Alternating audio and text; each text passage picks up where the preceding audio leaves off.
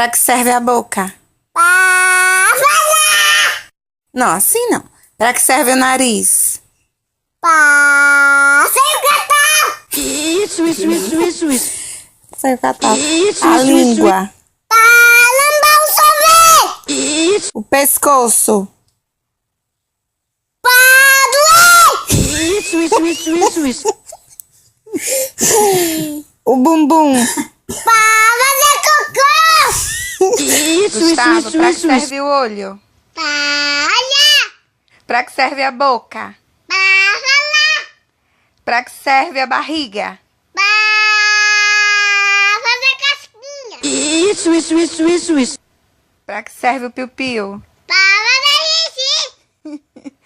Pra que serve a unha? Pra cortar. Isso. O ouvido? Pra escutar. Isso.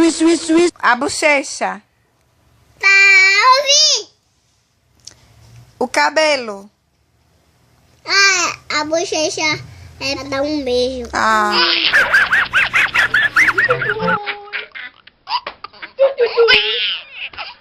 Pra que serve a língua, foi? A língua. Não, tá bom. Tá bom. Tá.